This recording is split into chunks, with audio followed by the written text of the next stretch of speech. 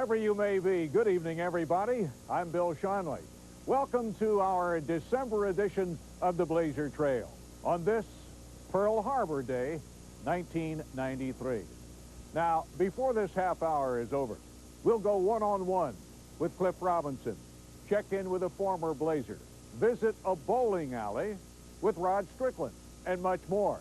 So stay with us and take a wintertime stroll down the Blazer Trail. Tonight's special presentation of Blazer Trail is brought to you by Henry Weinhardt's, the first true premium beer of the West. By Power Rents. Don't buy it, rent it. Power Rents.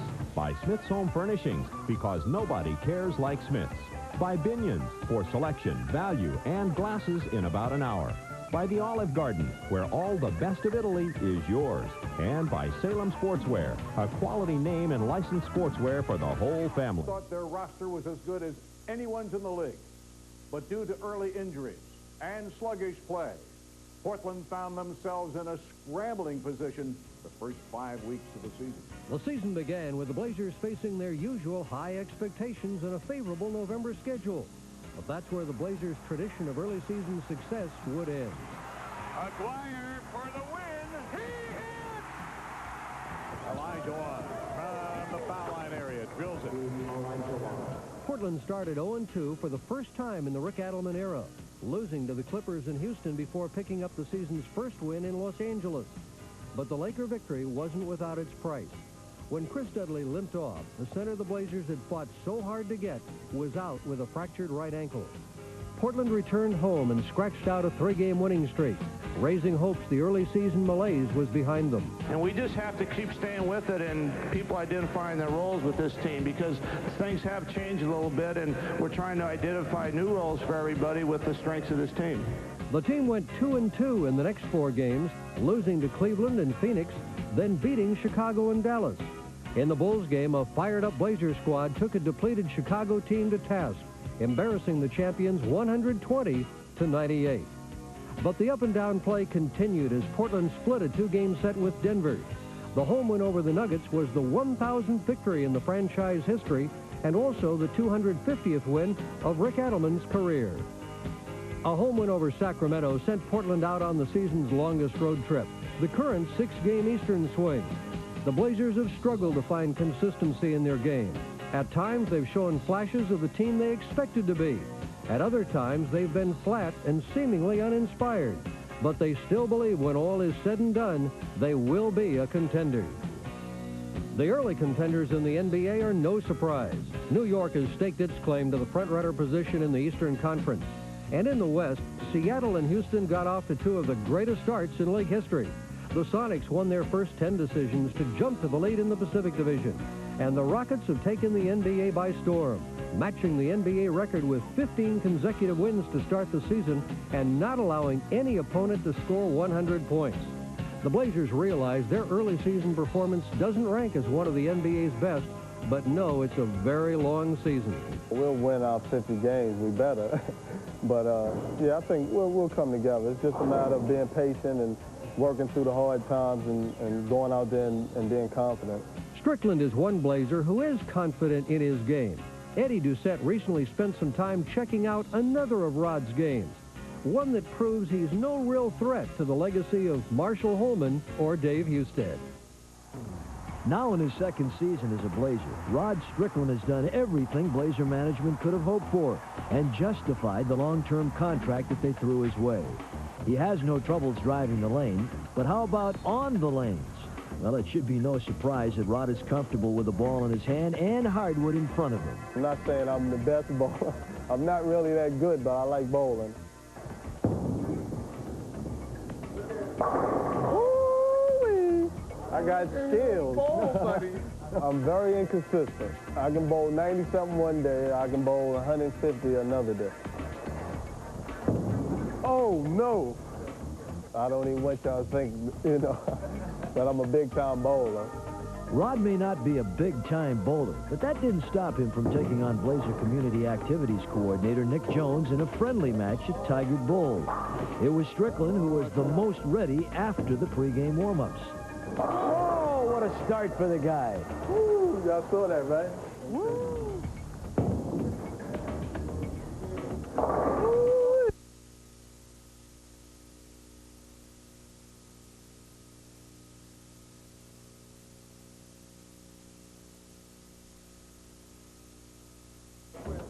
Nick's early struggles gave Rod a chance, and he took advantage. The same way Strickland took advantage of the opportunity given to him by the Portland Trailblazers. People have prejudged me in the past years, and I just wanted to come into place, have opportunity to be myself, play my game, and let people judge from that. And, you know, I've had that opportunity here. I've been real comfortable here since I've been here. You know, the coaching staff has been great, the organization, and it's just made me a lot more relaxed and a lot, you know, more happy, you know. And when I feel good about myself and about the people around me, you know, these are the things that I'm capable of doing.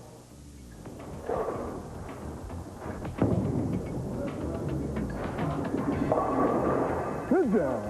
Winter's on the basketball floor and summer's on the bowling alleys. Yeah, you gotta like it. Rod was playing well, but suddenly Nick got rolling, and the roles were reversed.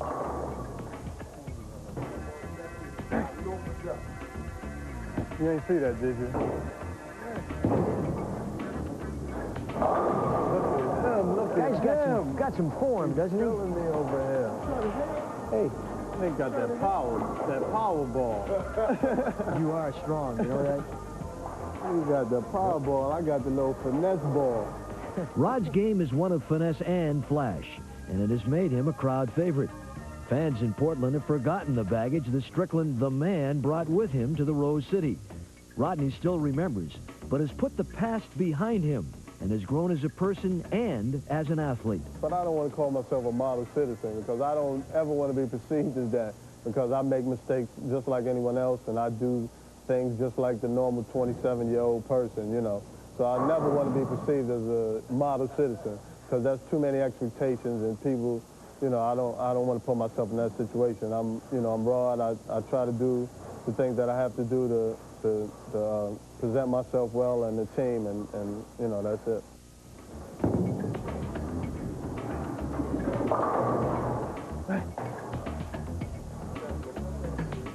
Struggling right now. Rod, you work as hard at this as you did with your shot this last summer? No. Otherwise, I'll be killing Nick right now. On this day, he couldn't hold off Quick Nick, but it doesn't matter.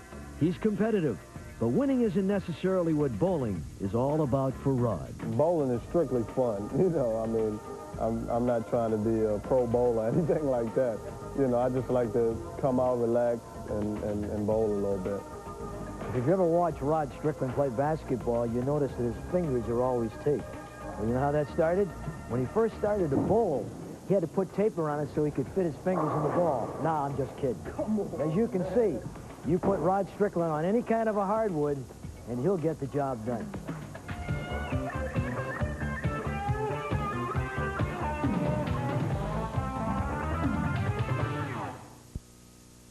Blazer Trail, we like to look back and catch up with a former Blazer. Tonight's subject is a man that seems to be as active today as he was when he was on the Blazer roster. On first glance, Dale Sluter appears to lead the life of your average businessman. He hits the office first thing in the morning and holds a job helping clients plan their financial future. But Sluter is hardly your average guy.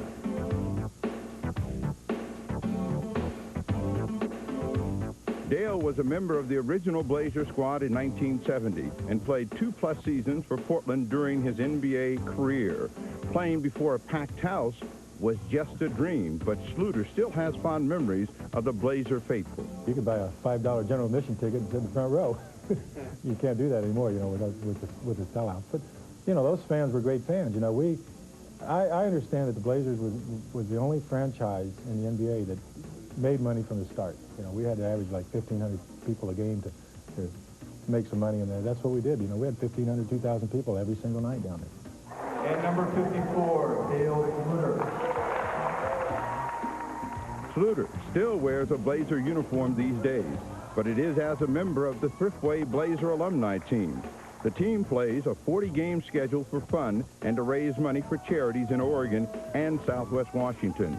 Their game may not be quite what it was, but they will always be the Blazers to those in attendance. When we go into a gym, when we go into a high school gym or something like that, they don't talk about the Blazer alumni team. They talk about the Blazers. These are, you know, even though we're a bunch of old guys, they still call us the Blazers. It's not the Blazer alumni. So, you know, they still put us up there on that pedestal, and it sometimes feels good to do that, too. Those watching the Blazers in the 80s will recall Sluter in a different way. Dale was the man behind the Bigfoot costume, a mascot with a bit of a destructive personality when it came to the Blazers' opponents. No, it was all done in fun. I mean, there was never any, any intent to hurt anybody. It was all done in fun, get the crowd involved and keep them involved, and that was it. It was a fun thing to do. Fun and working with kids are the reasons that Dale cites for yet another of his hobbies, refereeing both high school football and basketball. It's a challenge. It is a challenge to be able to keep your head in the game with people, hollering at you and screaming at you and doing the other things that they do. And you've got to really concentrate on what you're doing. And it takes a lot of concentration, a lot of work. People don't realize what officials go through to get to the position they are, be it a high school game or be it a college game or a pro game. Regardless of where his energies are focused at the moment, it's apparent that Dale Sluter isn't about to sit back and let life pass him by. Just, going along, just enjoying things, having a good time. When the NBA lost Magic Johnson, Larry Bird, and Michael Jordan to retirement, some thought that the league would be in trouble without its marquee names. That just is not true. The game itself creates new stars, and this league has incredible athletes. But this trio, they deserve a look back. All good things gotta come to an end. The thrills have to fade before they come round again. The bills will be paid and the pleasure will mend. All good things gotta come to an end. It's not the playing part I miss the most, it's just being one of the boys.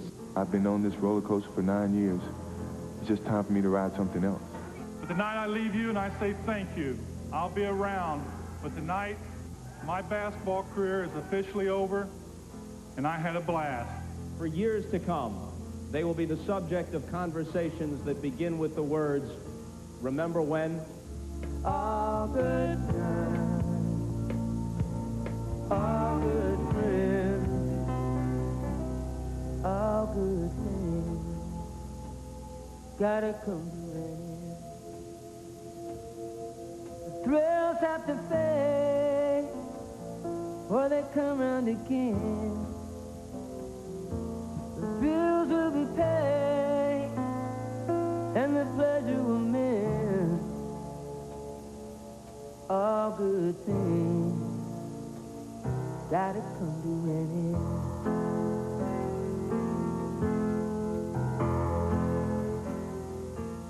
Most marvel at, and many even take for granted. But the power isn't something that happens without many hours of hard work. In Mick Smith, the Blazers have the man to help them reach their potential. Injuries, a coach's nightmare. They can ruin a team's season and sometimes a player's career. More and more, NBA clubs are taking preventive measures. This year, the Portland Trail Blazers have joined more than half the league, hiring their first ever full-time strength and conditioning coach. Meet Mick Smith. Got to get ready for the big boys. A native of Lincoln, Nebraska, and raised in Omaha since the age of 12, Mick began as a high school basketball coach, but later had training stints at Creighton University, coached Olympic weightlifters in Saudi Arabia, and most recently spent the past 6 years at the University of Miami, with the last year and a half splitting time with the NBA's Miami Heat. Now he's in Portland, and Mick has a simple approach for his new students.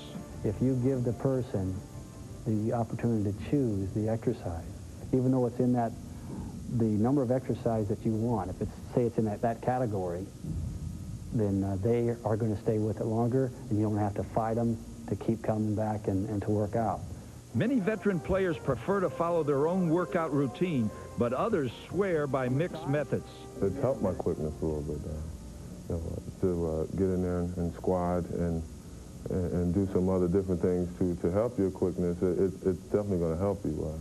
It gives me the advantage to overpower a smaller guy, and it does help me when I am in there against someone a little bigger than me. I can hold my ground a little bit better, and and my quickness still comes into play. Time is reserved before and after every Blazer practice for Mick to lead the team in stretching exercises. What's more, he travels on all road trips to monitor his students' training programs. Through it all, he's made quite an impression. Mick's been terrific. I think we wanted to get more consistency in our weight training and in our conditioning, and having a guy around full time, I think, gives us a chance to do that. He helps the young people and bringing them along, and he also helps the veterans. I think each guy does a different job, and he's just been great. Mick has a number of star pupils, including Chris Dudley, who takes full advantage of this time, knowing that his fractured left ankle will keep him from game competition until sometime after the first of the year. He works very hard, and today after his workout he was upstairs watching practice, and he was on the Fitron for 50 minutes. So he went 30, rested about 5, came back for another 20. He didn't have to do that. He knows he doesn't want to be that out of shape when he comes back, and he works extremely hard too. He likes to train his body. Just like the Blazers and their passionately devoted fans, Mick Smith knows nothing beats winning, but in his line of work, there's an added agenda. Well, I'm right there with him on the team. Definitely get the championship, world championship, I think is the goal for everybody. But for me, in my field alone, I just want to get him as big and as strong, as powerful as possible, and no injury. One of Mick's prize students, Clifford Robinson, sat down recently with Steve Jones for our version of a little one-on-one. Every year, Cliff Robinson has become a better basketball player. I remember our first conversation. You had it all. Now you're showing it all. Is there any one thing that you worked on for this season that would make you a better basketball player this year? I just wanted to work on my strength and get myself in really good physical condition, so when I came back this year, I was in the best possible shape, and the best possible, try to get myself in the best possible position to help the team. What is your favorite position? Since you have to play all of them, which one do you like the most? It all depends on who we're playing, who I can match up against and who I have the better advantage against. If there is one thing that you'd like to see this year's team do as a team and improve on, what would that one thing be? Play with more emotion, get more, involved and, have more fun out there. I don't think we're, enjoying the game nearly as much as we did in the past. I think if we go out there and, continue to compete and, just go out and work hard, that enjoyment or that joy that I call it will come back with going out there working hard and just having fun. Cliff Robinson as a player has to be in a certain mental state, a certain frame of mind in order to play his best basketball. What state is that? It's somewhere between loose and tight. It's pretty much either or. It's when I'm tight and I don't really when I'm not really smiling and having fun out there, it's kind of harder for me to do the things that I do, to make this team a good team. When I'm out there smiling, getting my teammates excited about, being out there blocking shots, getting rebounds, and just having fun. That's when I'm smiling. That's when I'm loose. When I'm loose and just out there, rages. Cliff and his teammates are in Cleveland, ready to face Mark Price and the Cavaliers. Cleveland beat the Blazers in Portland last month, and Portland is looking to get even. Tip-off is just minutes away. Be sure to stay with us. And make your plans for the third edition of the Blazer Trail. It's on January 22nd at 5:30. A reminder that our third installment will be on the 22nd of January. With the slow start and the injuries, the first month of the 93-94 campaign was not exactly what the Trailblazers had in mind. However, it's a long season, and this team still has what it takes for them to make another run to the top. Wherever you may be, I'm Bill Schonely. Now, stay tuned as the Trailblazers take on the Cleveland Cavaliers in Cleveland on your Blazer television station. Tonight's special presentation of Blazer Trail was brought to you by Binions for selection, value, and glasses in about an hour. By Henry Weinhardt's, the first true premium beer of the West. By the Olive Garden, where all the best of Italy is yours. By Smith's Home Furnishings, because nobody cares like Smith's. By Salem Sportswear, a quality name in licensed sportswear for the whole family. And by Power Rents. Don't buy it, rent it. Power Rents. Strickland keeps it alive. Underneath the Terry, back to Robinson. Two-handed slam. Here comes Porter. Porter, lead pass. Kersey wins the trailer. Bingo, bango, bongo. And a 3-on-3 goal rush, cross-court inside. With a jam dunk. That's a rump-shaking job.